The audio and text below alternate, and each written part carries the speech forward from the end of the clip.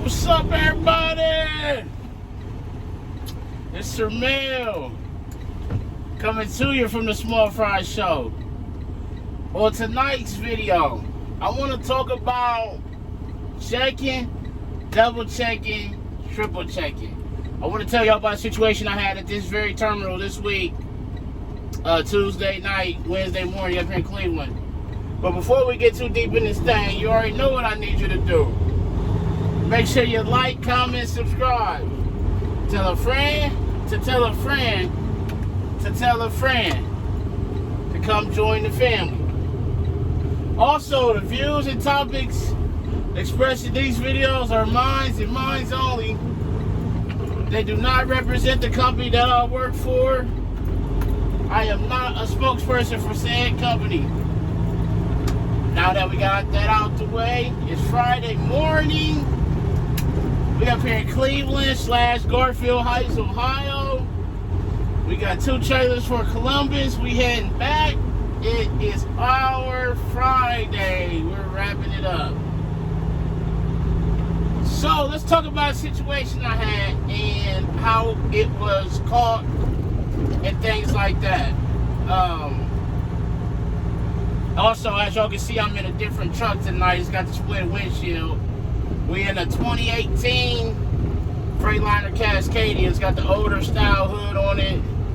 But this thing's got 854,000 miles on it.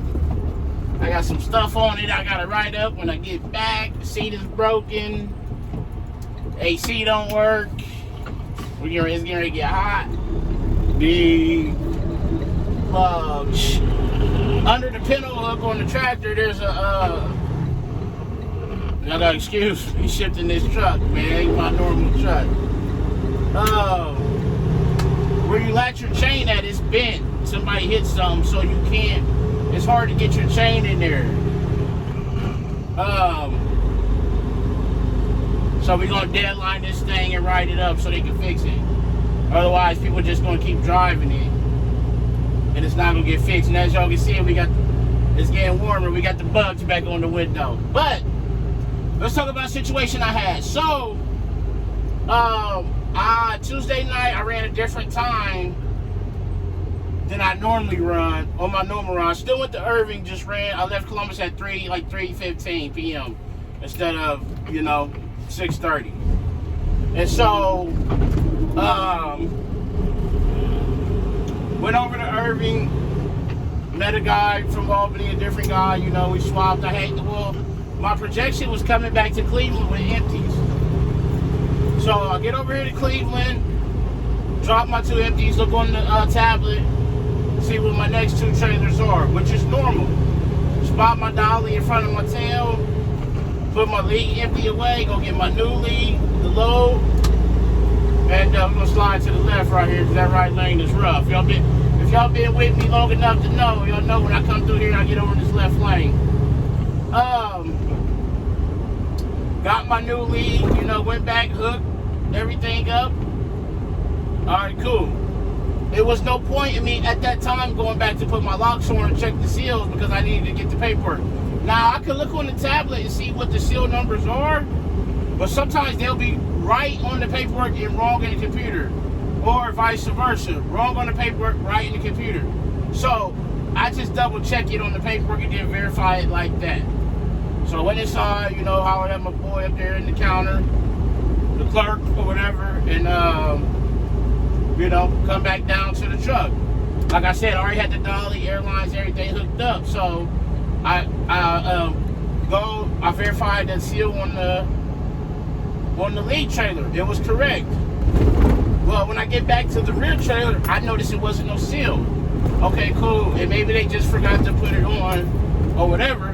So naturally, in my mind, the next step was to open the door, which I did. When I opened the door, the trailer was empty. Now, mind you, I wasn't even picking up a lot of weight. I had like a 6,000 lead and then like a 5,900 pound tail. They both were going to the same terminal. And so I looked. This is really rough right here. I looked And I said, okay, it's empty. I closed the door, looked at my paperwork on my hook card and the bill he gave me, and saying that it was empty. And so I go back inside. Well, I go back inside, I'm like, hey, this, trailer, my tail trailer is empty. He's like, huh? I'm like, this tail trailer's empty. He's like, man, I never ran into this before at all. Like, he called somebody. So he's like, hey, not that I don't believe you, but are you able to go out there and just verify, just double, triple check? I'm like, yeah, absolutely. Numbers are closed, mistakes get made, things happen. So, this clutch is really touchy compared to my normal tractor. So I go out there and verify it, take a picture, shine my light, everything. Yes, it's the trailer number you gave me with the bills. There's no freight on it. So I go back inside, he's like telling him this. He's like, okay, yeah, this trailer gonna have to stay because it's showing loaded in the system. I'm gonna just send you back to Columbus with one and empty. Sorry. I know you're gonna have to, basically break this set back down. So I ended up, breaking the set, backing that trailer back in, going to find, I just basically went back to the empty that I brung in and re-put everything back together. So it was a little frustrating because I already had a situation I had dealt with earlier in the night with my meat guy. I'm not going to go into that, but I had a situation that kind of put me back further than what I should have been. And so that cost me a lot of time where I could have already been heading home, and I was frustrated. So what that meant was I came into the yard, I broke a set with the empties that I had coming in there, and then I hooked the set that I was due to leave with. Well, I had to break that set and then rehook the set to go back to Columbus with. So that was 16 dropping hooks right there. So I said, you know what? With all this going on with this trailer stuff, yes, I got the pictures and whatnot and things like that, but I called back to Columbus, which was my terminal, and let them know what was going on. Hey, I ran into this situation up here. This is what happened. This is the solution they're giving me. Basically, the trailer's going to stay, and I'm going to just come back with one in the empty. He's like, all right, cool, no problem. He looked at it on his end, let me look, because they take pictures when they're loaded. And he's like, yeah, I can't really see the pictures. So yeah, just go ahead and come back with one in the empty. And by me doing that, what I was doing was covering myself, just to let someone else know that I had ran into a situation. And so that's why I say, hold on, before I get into that, so at that time, also, since that was my respectable terminal, I said, hey, listen, I had 16 drop-in hooks up here. What do you want me to do to get paid for it? He's like, hey, when you go in there and enter it, and then put the note in there, and then it'll come through. We'll have to approve it. We will approve it, when you've let us know. So, I mean, that's over $32 right there, just in drop-in hooks at that one terminal for the mistake being made. But I say all that to say this. This is why I say don't just hook and book. Because if you just get the paperwork, verify the trailer number is correct, hook and book, you going down the road with an empty trailer. Now, it was initially their fault for the error. But once you hook it and pull it, it's your fault. And let me just put this in perspective. Imagine them thinking that freight is loaded on that trailer, it's sealed. You drag that trailer to Columbus, and Columbus get it, and they say, hold on. Columbus may say, man, it only got 5,000 pounds on it. We got freight going that way. We're going to throw some freight on that trailer, which happens. And they get it, they say, hold on. Ain't no freight on this trailer. What's going on? Now think about that. You pulled it under the impression that it was loaded. Now you get down here and it's not loaded. What they gonna think? they gonna automatically think that you stole the freight or something. That's what they gonna think, because they gonna say, well, when you left Cleveland, it was sealed and loaded, and the whole time it was a mistake in the computer. So that's why I'm saying, don't just hook and book, because these things do happen, and when they happen, you got to be able to catch it.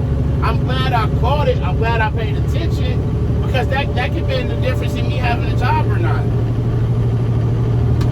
So just make sure you're being mindful of that stuff when you run into these problems. Check your seals, check your trailer numbers, walk around. Don't be lazy, because these problems will arrive, and you got to be able to catch it to save yourself and your job. Because you leave with that trailer and it's showing loaded, and you can't account for the freight. You can't go and say, oh man, I didn't walk around, I didn't know. They're gonna be like, nah, we ain't trying to hear that. Where the freight at? And it's just a big mess, man. So make sure that y'all being mindful of that. Double, triple check it if you have to. But know when you leave, wherever you leave it, that everything is right.